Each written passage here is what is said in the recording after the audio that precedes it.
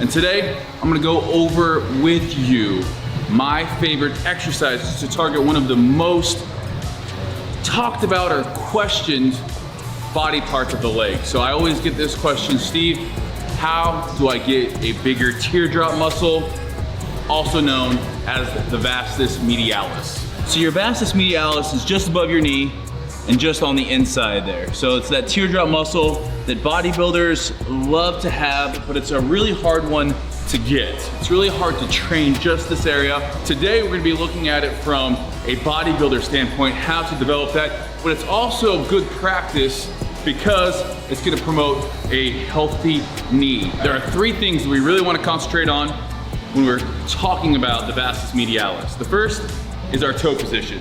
So our toe position is gonna come into play whether it's a squat or leg press or leg extension.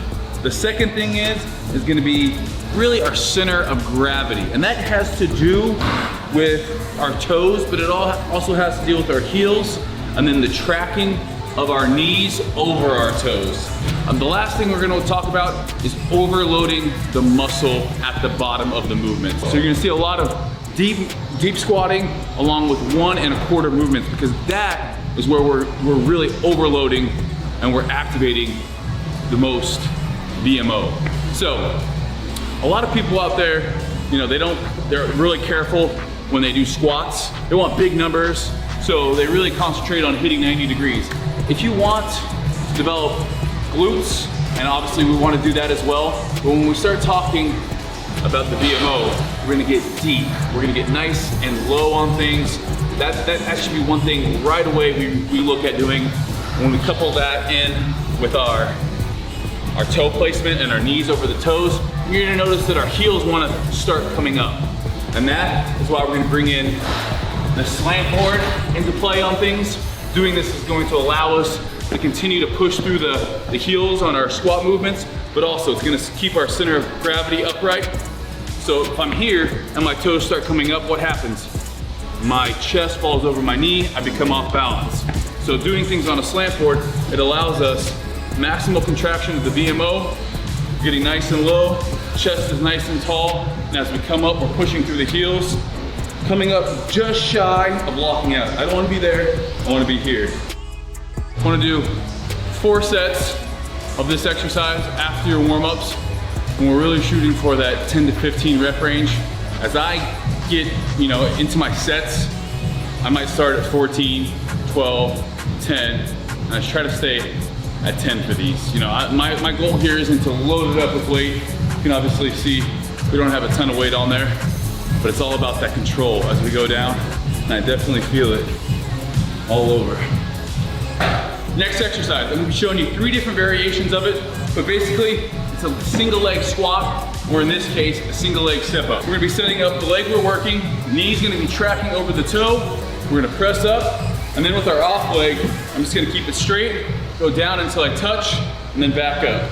I never wanna be pressing off with this leg here. This leg is just hanging out, go down, touch, come up. This will eventually graduate to a pistol squat. So if you have it there, we're gonna be moving over to a taller box.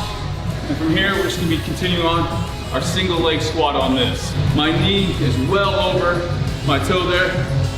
Keep your hands out here. Don't wanna use any weight yet. Trying for at least 8 reps. Press up, keeping that knee and toe in the same line. And from there, you can graduate to using a weight. I don't need to do that right now.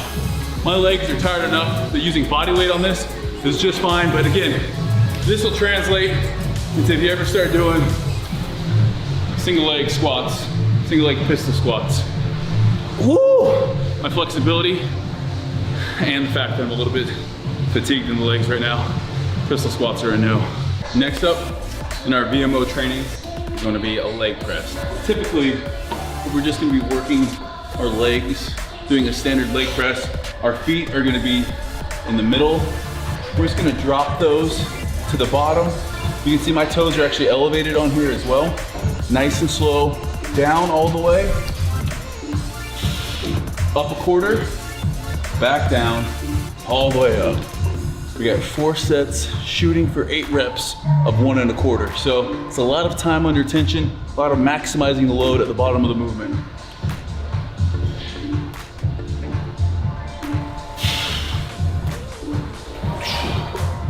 Next up, we're back to a single leg exercise, a Bulgarian split squat. What we're gonna be doing here, we're gonna have dumbbells. You can also do these with a barbell on your back. I like doing them with dumbbells.